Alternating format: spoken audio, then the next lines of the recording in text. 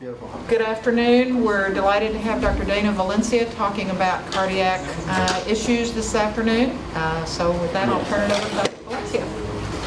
Hello, I appreciate me being here, and I appreciate you guys coming just to listen to what I'm going to talk about. And it's October month, or sudden cardiac arrest death month. So I don't know why it's called that, but you know, it's October, and it's in a morbid type of condition. But you know, hopefully we were able to have some avenues to help people out. So let me just talk a little bit about sudden cardiac death and arrest, and what we could do about it, treat it, and what do we have in regards to options. If you have any questions, you could either raise your hand or wait till the end of the hour, and then we could talk from there. Okay? There's going to be a lot of slides. I will go briefly through some of the pertinent ones and some of the academic ones you guys need to know about, and we'll go from there.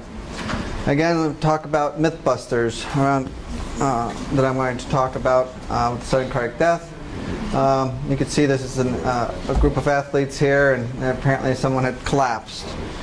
And we worry about sudden cardiac arrest in this individual. And today's talk and presentation is to talk about cardiac arrest and understand some of the concepts around sudden cardiac death, and identify some of the opportunities and who is at risk in that type of population.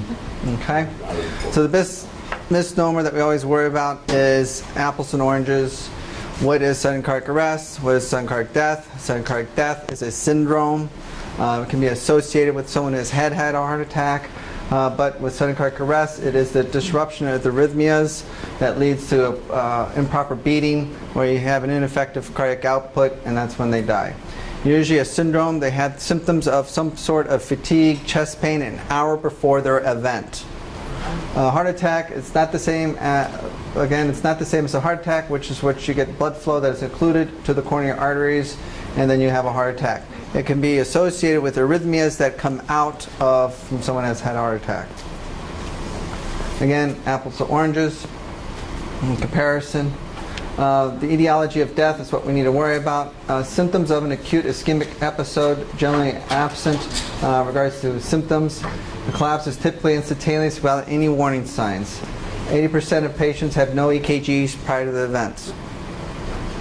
There's many causes, and we're going to talk about this in later detail in regards to some of the causes. There are ischemic causes, non-ischemic causes, and a lot of the esoteric stuff that we see day in and day out. In a rural community, you can see some of these as well. You've probably seen them on the floor. The ischemic events are more prevalent in the elderly population. And as you can read down the list, coronary artery disease is the big one. Non-ischemic heart disease, right here. Coronary artery disease without myocardial infarction or angina, but you get development of cardiomyopathies. Non-ischemic is the big one. You know, uncontrolled high blood pressure, dilated cardiomyopathies that develop, and then you have that risk of sudden cardiac death that ensues. We talk about different ages. There's the athletic population, and then there's the elderly population. Depends where you're at. We have athletes everywhere. We're in a community university, and so we always still have to worry about that. Okay, and of course we treat a lot of farmers and also other people, and we worry about uncontrolled hypertension, coronary disease, bypass patients, and things like that. But again, it's more devastating when a young person dies. Each year in the United States, hundreds of young people die suddenly unexpected due to heart rhythm abnormalities. There are several conditions that contribute to sudden cardiac death. Hypertrophic cardiomyopathy is a big one. Okay, these young individuals or athletes may appear healthy, and they're the healthiest population that you could see because they're athletes. Okay,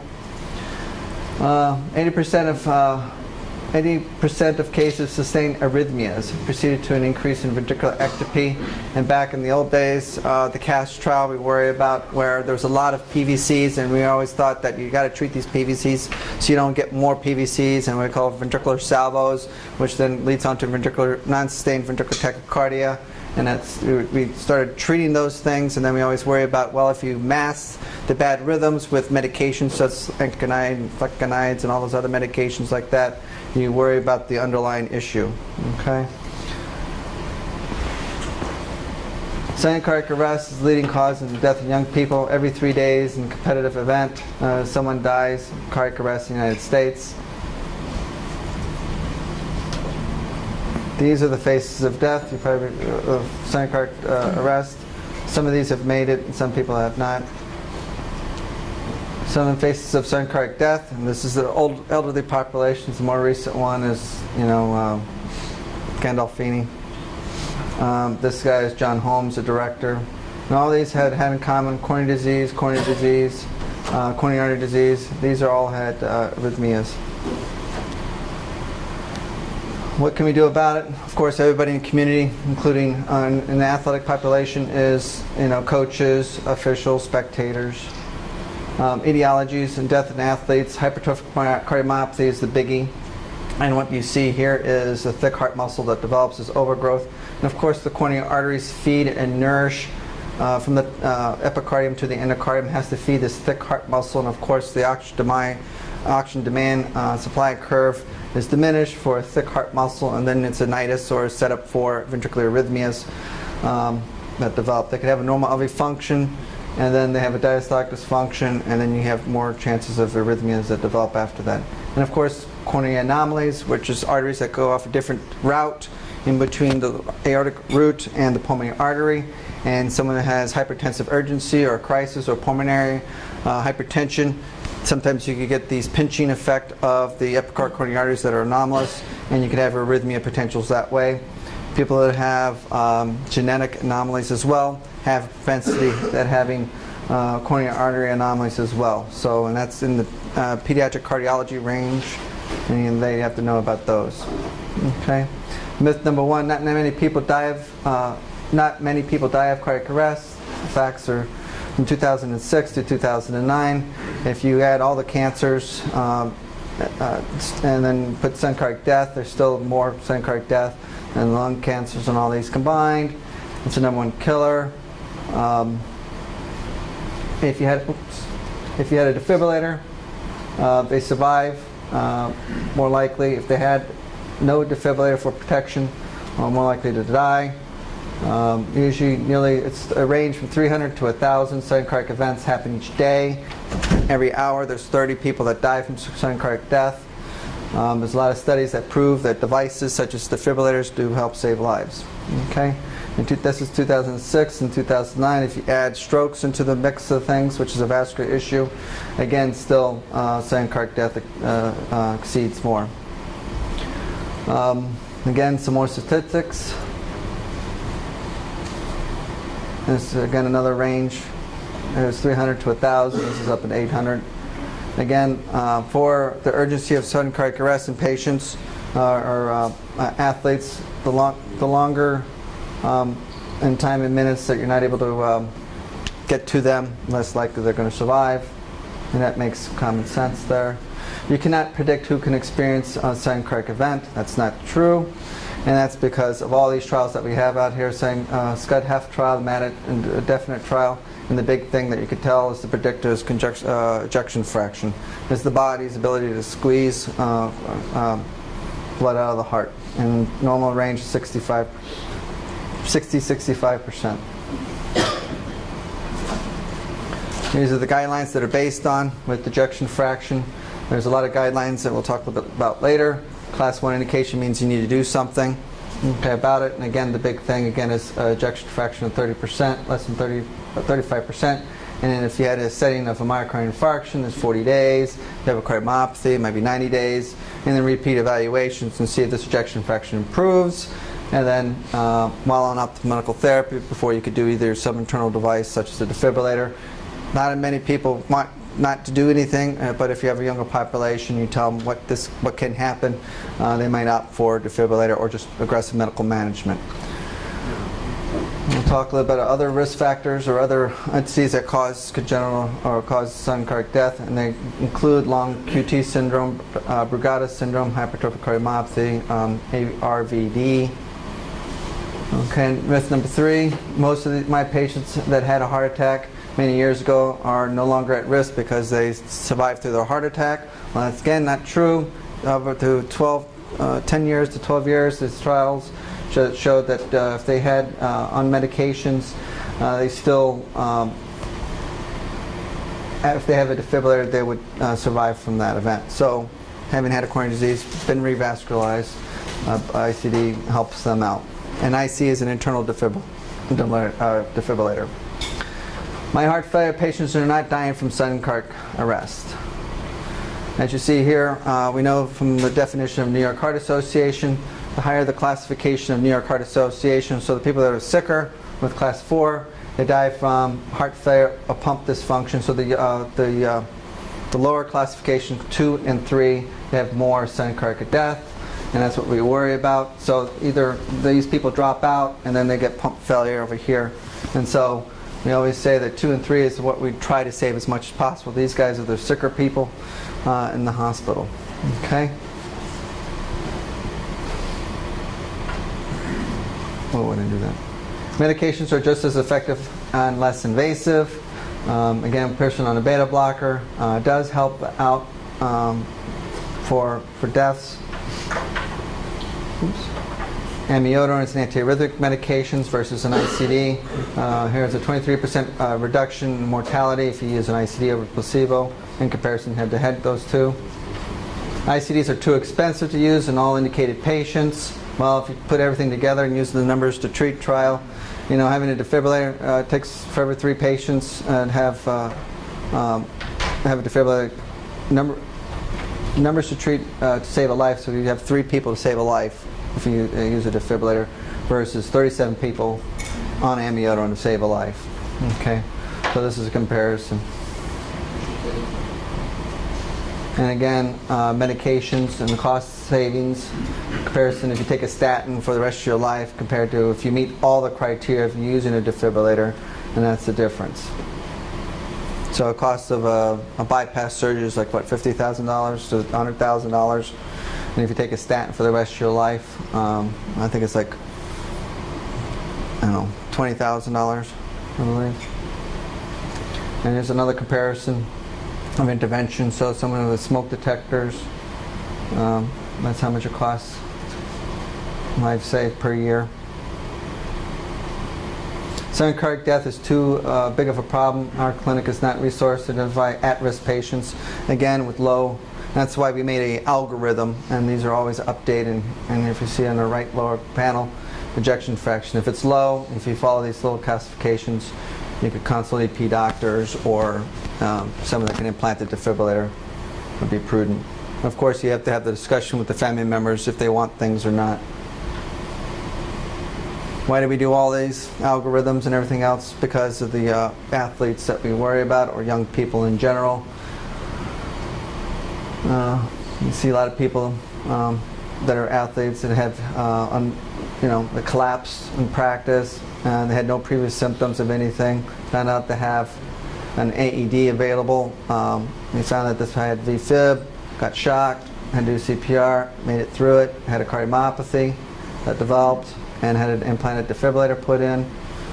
So, another study, coach had a history of bypass, collapse, no symptoms. Again, with sudden cardiac death, he had no symptoms an hour before this happens. And so that's called a sudden cardiac death. It's a syndrome. And they rushed him to the hospital after we resuscitated him, had a defibrillator placed, and had a redo bypass after that. Another guy, an athlete, collapsed, died. First reported case of sudden cardiac arrest. Guy going to marathon, collapsed and died. I don't know if he's cheering because he made it or cheering to, I don't know why it was that.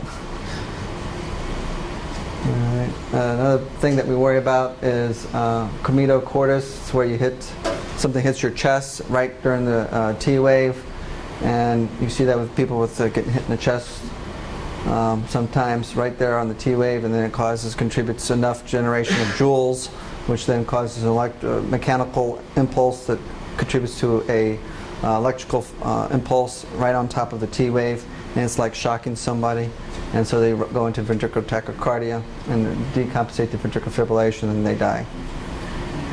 Many etiologies that are structural: myocarditis, ARVD, Marfan syndrome, valvular disease. And valvular disease, like the athlete, has severe mitral valve regurgitation.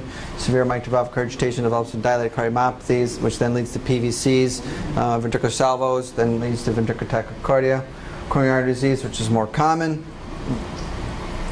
which leads to dilated cardiomyopathies, ischemic dilated cardiomyopathies, and tachycardias. And this is just what happens with the cardiac arrest, electrical phase, when someone's down, cardiac muscle uses the oxygen, and the storages are all used up, 4 to 10 minutes. That's why cardiac muscle switch over to anaerobic metabolism. When this happens, the cells start to swell, die, and then that's what happens. Okay, so then they had this big thing in Task Force 2006 to develop AED implantation to areas of athletic institutions.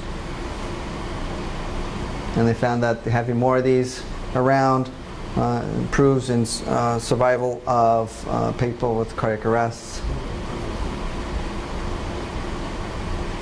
We're worried about cardiac seizures disorder. People always say a person had a seizure before their event, and it's in fact maybe it was a cardiac event where they have twitching spasm because they're having ventricular fibrillation, no anoxic injury, and it's not actually a seizure, but it's a cardiac arrest that's developing. Recognition, we all should recognize cardiac arrest and then follow the guidelines and the use of AEDs. And the longer you are, when you see somebody in downtime, putting on a defibrillator is the first thing to do. And what it does, it scans it and it goes through the motions and it shocks the heart. Again, the longer you're out, less chances of the patient surviving. Okay. Everybody knows how to do CPR. More importantly, having an AED in the house or an area is always great to have.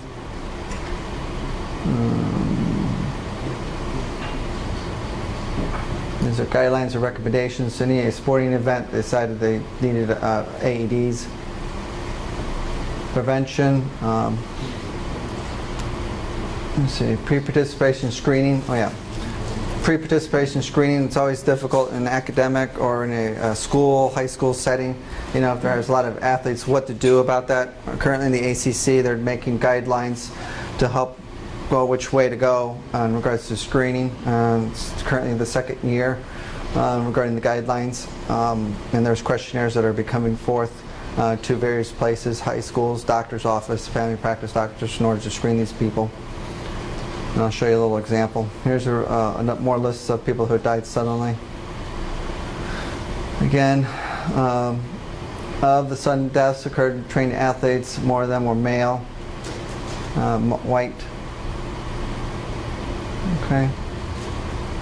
And usually happen after training, due to enlarged heart for hypertrophic cardiomyopathies.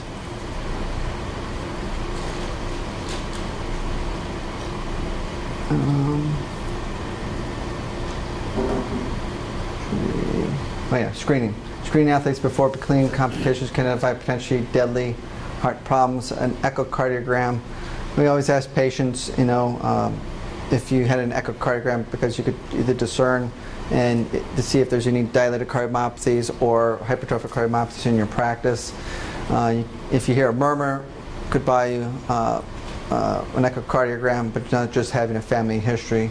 If you have a family history of sudden cardiac death, then that's a different issue. Here are the questions that are the ACC is trying to develop that might be helpful. Here's some of the websites that you could use for help with sudden cardiac death and awareness. And we try to become a leader, especially in Kirksville, to try to bridge the gap between the medical professions and the community itself by making these type of associations and awareness in populations, and discussions like we have now is always encouraging. Especially the Nemo Health Council, or Nemo Heart Health is a biggie. Again, sudden cardiac death is a syndrome, as we talked about before. Clinical presentation is a sudden collapse occurred within an hour of symptoms or sudden death. Okay. Underlying arrhythmia and sudden death, you could branch these two together: ventricular fibrillation and ventricular tachycardia, and then less likely bradycardic events leading to sudden cardiac death.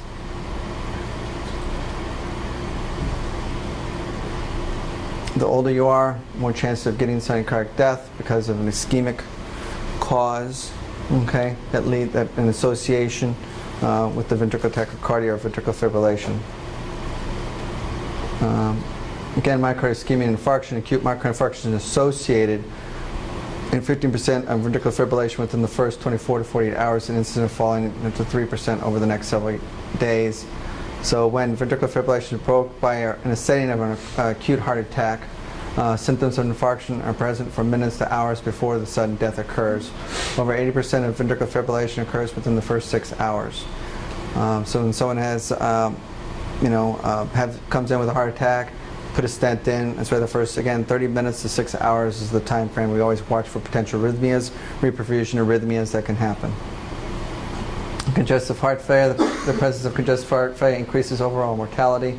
The worse ejection fraction, the lower ejection fraction, the more likely that could happen. The thicker the heart muscle, especially moderate left ventricular hypertrophy versus mild left ventricular hypertrophy, which can hopefully change with the use of medications. Some studies shows that if you use aggressive medications to help prevent moderate left ventricular hypertrophy developing severe concentric left ventricular hypertrophy versus going back to the mild left ventricular hypertrophy is still important, but there's that chance of preventing or leading up to sudden cardiac issues as well. The absence of structural heart disease, it's primary electrical disease, long QT syndrome, RV dysplasia, sarcoidosis, and each of these will show on EKG different morphologies of the monomorphic ventricular tachycardia because the origin of arrhythmias that can happen are different places. And family history. Family history of history of myocardial infarction or sudden cardiac death associated with increased risk if someone else had it. They also, as well, has contributes to it. Genetic abnormalities. Again, there's a lot of new genetic testing that's out there to help evaluate or assess the children of people that have had sudden cardiac arrests.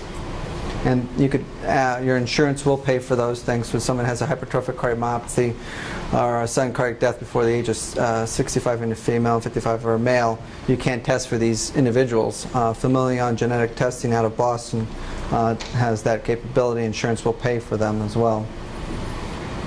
Brugada syndrome, long QT syndromes, they could break those things out.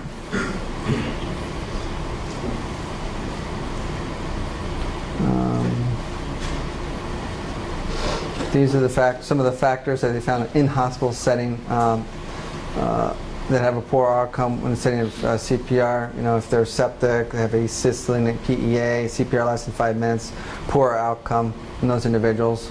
Person that has cancer, history of also 2 other chronic conditions such as COPD or renal insufficiency also have worse outcome. When someone has ventricular tachycardia or ventricular fibrillation, as the word means, defibrillation, you defibrillate.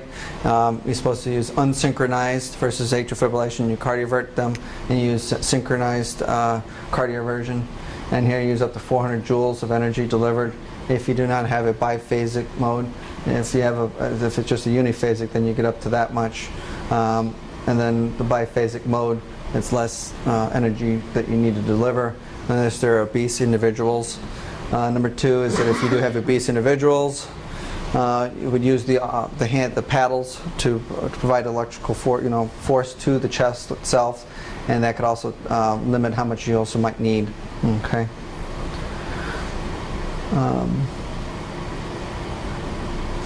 The evaluation begins when someone has sudden cardiac death and they come to. Again, the history is always the big important thing, and then the immediate stuff following, such as EKG, echocardiogram, blood tests. When someone comes in with the sudden cardiac death, you always say that the ER is picking up someone that has sudden cardiac arrest. Pack them in ice, bring them to the hospital, assess if you suspect it's coronary artery disease. Either take them to the cath lab, intubate them, take them to the cath lab, see what's there. If there's nothing there, still do what you need to do, but then you have to go down. If they have ventricular arrhythmia still that's going on, treat them medically and stabilize them, and then decide which way to go in regards to either internal defibrillation if their neurological status is intact. Okay. A lot of things can provoke sudden cardiac arrhythmias in the hospital setting versus the athletes that were in the out of hospital setting, but in the in-hospital setting. You always worry about electrolyte disturbances such as arrhythmias, hypokalemia, hypomagnesemia, antiarrhythmic drugs, always biggie, you know. When someone's an antiarrhythmic drug, you need to watch them aggressively regarding EKGs, monitoring, telemetry as much as possible. You have the tools available. Illicit drugs that could cause arrhythmias and produce coronary artery vasospasm. You know, drugs that are like epinephrine, cocaine, any other of those type of stimulants can contribute to vasospasm. A prolonged QT interval, which may be acquired due to example, and then have drug medications that can prolong the QT and then elicit more arrhythmias, or inhibit prolonged QT syndromes can also have an increased risk of arrhythmias as well. The evaluation could be an extensive and exhaustive, depending on how you're comfortable with your patient. You could be exhausted to do an MRI of the heart, to doing further EP studies, and again, sometimes EP studies are negative in trying to evaluate exhaustive workup for sudden cardiac arrest. Okay, you could also go up to myocardial biopsies. There are guidelines that are not on this presentation, but there are guidelines. There are class 1 to 1A, 1B classifications of doing a lot of these things.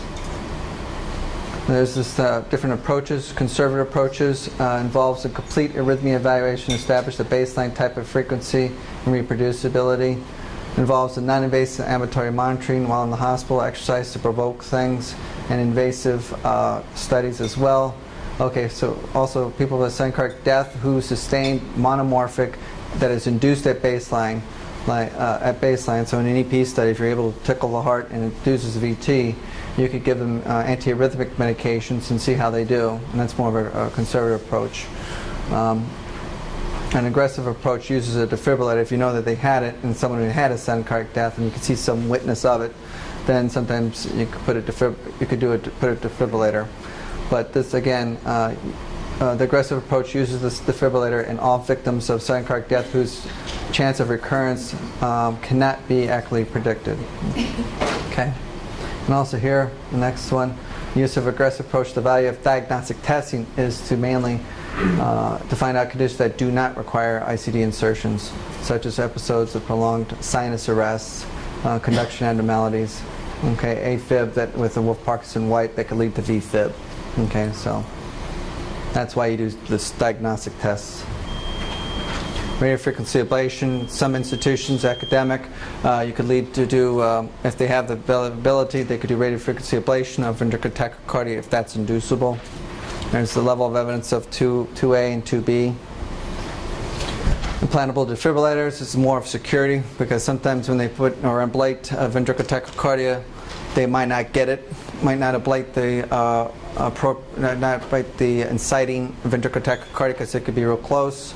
Can also a defibrillator can sense this and shock the patient back. Okay, ICD would not be expected to reduce death from heart failure. Again, the worst heart failure, you'll have pump failure, class 4 heart failure patients. Again, defibrillators for arrhythmias, ventricular, when you have class 4 heart failure, usually they die of the pump, leading to renal insufficiency, and they come to that versus arrhythmic events.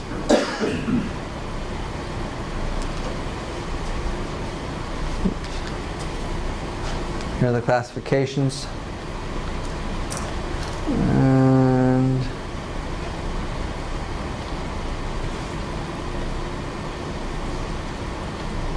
again, people with sudden cardiac death, again, they're asymptomatic. They develop some palpitations prior.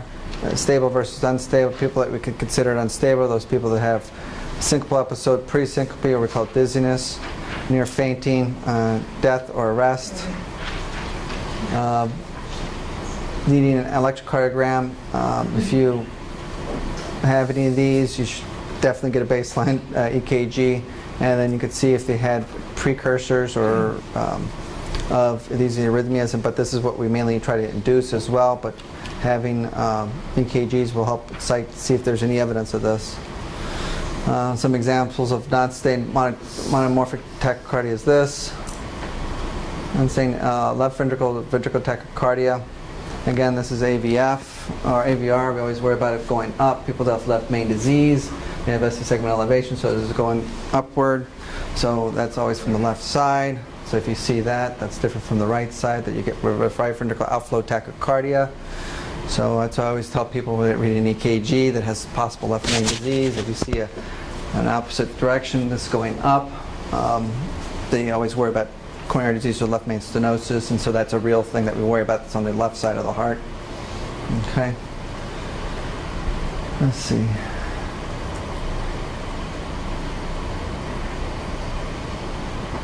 People with polymorphic ventricular tachycardia, different morphologies of ventricular complexes.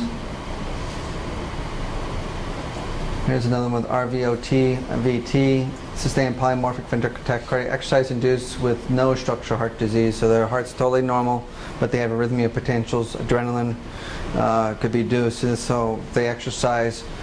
These are adenosine sensitive medications, so if you give them adenosine, when this develops, these go away.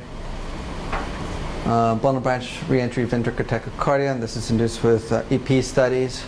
That could be used for ablation and or defibrillators. Flutter, you could ablate these as well if it's fast enough and they're stable, and they could do that. Defibrillation, or ventricular fib with defibrillation right here. Developed. Again, epidemiology, more that contributes to the cause of sudden cardiac death. Again, people that have chronic coronary disease, people that have worsening heart failure, or just heart failure in general. People with our renal long QT syndrome have normal hearts, you could get this. Other cardiomyopathies are there.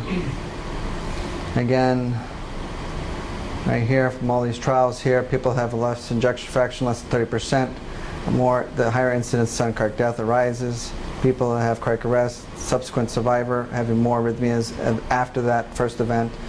The incidence is higher, again, after having a heart attack, again, higher risk.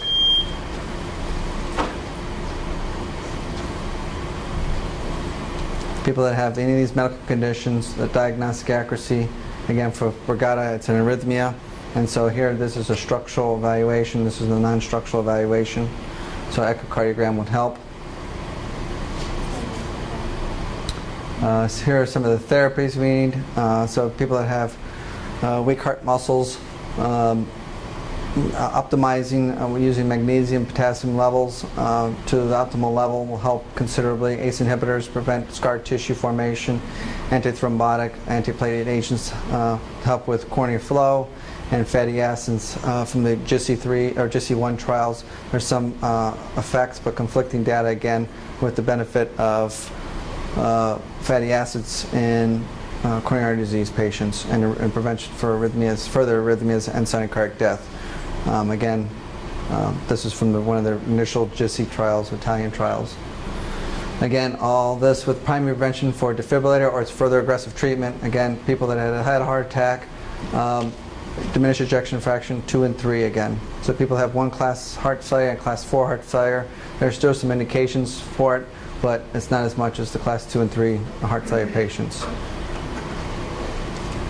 Okay, non-ischemic dilated cardiomyopathies, class 2 and 3 again. Here are all the class level of evidence of doing further evaluations for treatment with the defibrillator also there. Also the difference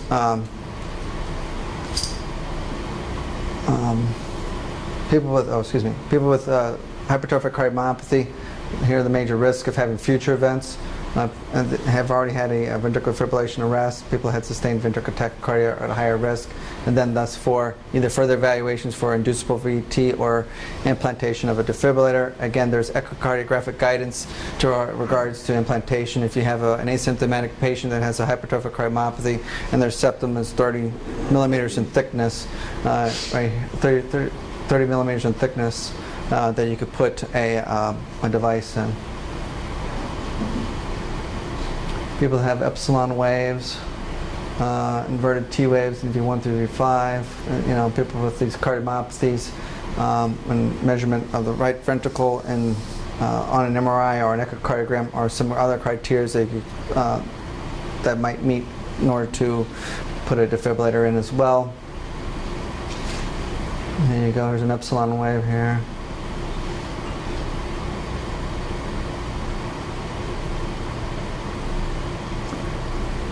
We actually have a patient that has a congenital heart disease.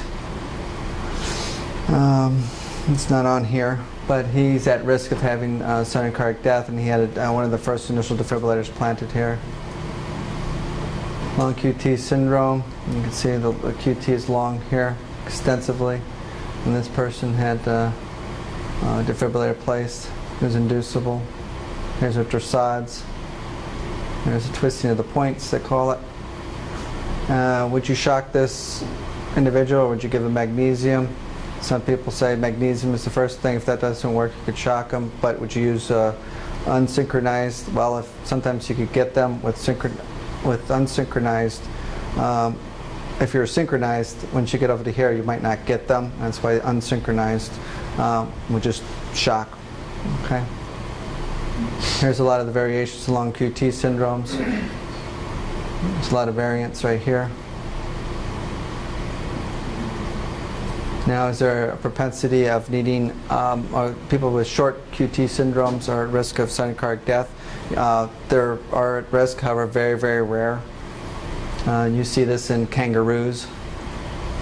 Brugada syndrome, you can see this right here. There's a humpback appearance on V1, V2. It's SC segmental elevation, and it's someone who has a right bundle branch block. So someone who's young, individual who has a right bundle branch block but has SC segmental elevation, you wouldn't take this guy to the cath lab, but you worry about this person, individual. Okay.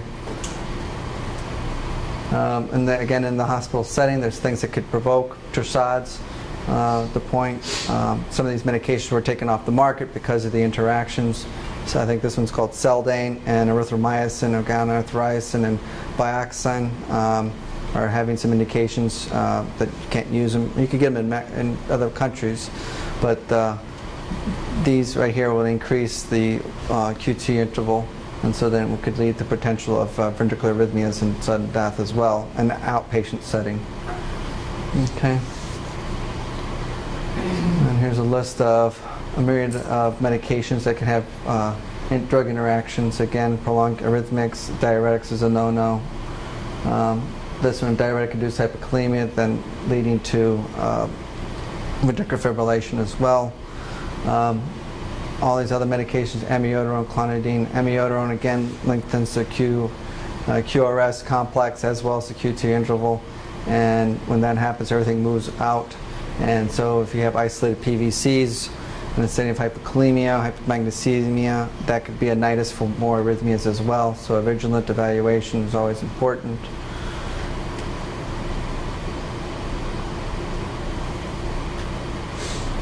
And so in the past hour, 34 Americans had had cardiac arrest, 2 were resuscitated, 1 might be make it home from the hospital. There's an odds question. Who would make it if you had a choice of which one of these places? Where would you like to be at if you had a sudden cardiac arrest? Vegas. Vegas. So they have more AIDs there. Again, prompt defibrillation, every minute delay in association with 10% decrease in survival, so the longer you have it. So these are the people who made it after they got shocked. Okay. This is, let me see, 7% of coronary bypass graft, since we don't deal with a lot of active or post-bypass patients, but we're in our community that now we're doing PCIs, 10% of patients with PCI patients experience ventricular tachycardia and fibrillation prior to the revascularization had that, okay? And there's an entity called the Cadillac risk score. So someone that had a ejection fraction of 40%, they get a score, and that's close to having a high risk category of sudden cardiac death. And we use these score criteria. You could write that in the notes that the higher the Cadillac score, they're more at risk of having sudden cardiac death, and so need for further evaluation. During this time, people have a low ejection fraction. You could treat them with protection devices such as a wearable cardiac defibrillators, which then you could be able to safely work patients up as an inpatient or as an outpatient to continue to wear them until appropriate management of using defibrillators, implantable internal defibrillators, after optimal medical therapy. People with coronary artery disease and sudden cardiac death risk of having a heart attack, the predictive mortality after PCI for patients is, again, the 30-day time frame up to a year. It's based on variables of time since the PCI. The worsening heart failure, renal insufficiency increases the risk, and that's, again, part of the Cadillac score. So the higher the risk, the more chance of having issues.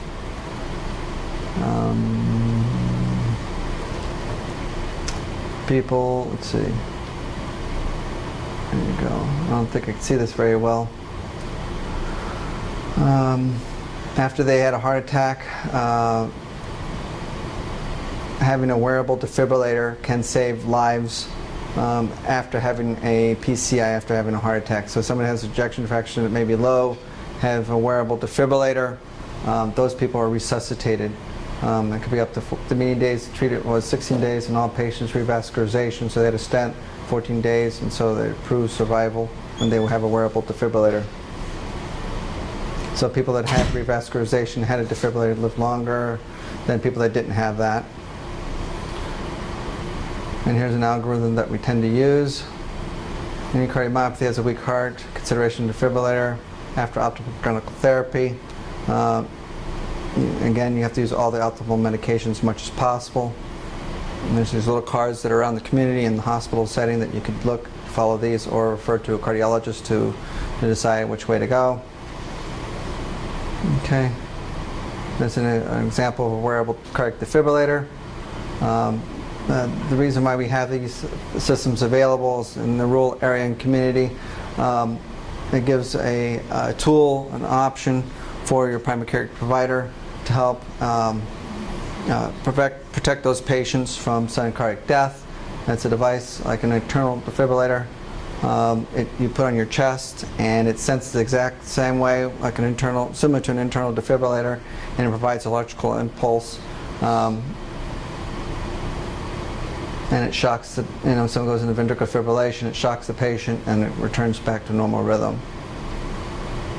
And it's used for people that either have, it detects ventricular tachycardia, fibrillation, delivery of patient responsive tests, defibrillates the patient. It's a monitor as well. There's many that are out there, but it could also be used as a bridge for people that have had infection, had a bypass, had an infected defibrillator once before.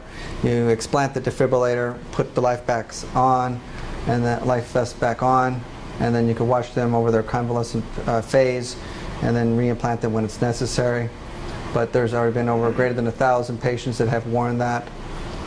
There's a 98% first shock success rate, which is good. And out in the community, Northeast Nemo Heart has a concerted effort and has placed 75 AEDs in our area to help with the community. So, is there any questions? Thank you very much. Questions? Yeah, I've got a couple of questions real quick. Actually, are there, for the young athlete, are there any pathologies, any channelopathies or anything like that where you would consider letting them play after having a device placed in them? There's a lot of guidelines for that. It depends if it's competitive. If they're competitive athletes versus people that race cars or things like that. You have to keep common sense in regards to what type of competitive athletes there are. There are certain guidelines that you shouldn't use. Either if they have already a defibrillator placed in, they're protected, I would say. But if they're not protected and they have a channelopathy, there's risk benefits of a lot of things. I think that one, you need to talk to them the seriousness of what they might have and the potential of being succumbed by a rhythmic event. And so you have to have a serious event, a serious talk to about that. There are athletes that are professional athletes that actually have devices and they don't participate in future events, or future sports. So, again, it's what they want to do. If it's their passion, their livelihood, or their job, then, again, you still have to take that into consideration. But there are ACC guidelines, and the ACC has sports guidelines that are still trying to implement and work out this writing committees. There are channelopathy evaluations using the Familion genetic testing that are out there, and I would, up in Mayo Clinic, Washington University, and St. Louis University have those genetic programs that they might say, hey, you in the community check for those, and then send them to there, and then do the genetic counseling or just counseling for those patients. Number one, you got to get the diagnosis and make sure it's the correct diagnosis, and then make sure if you want to go down that path and see if they have some genetic issues for the children or their siblings are important. So you have to have that long discussion. But there are some restrictions for competitive sports, like like you haven't had an event within a year if you're protected with a defibrillator, or if you haven't had any symptoms if you don't have a defibrillator. So there are guidelines that are out there. Any questions from the other communities? Oh. Springfield or Southeast, either one? Does anybody from Southeast and St. Joseph and Springfield and Cape have any other questions that might pertain to sudden cardiac death evaluation or treatment? No? Yeah, I think there's someone that had their hand raised. Springfield, do you have a question?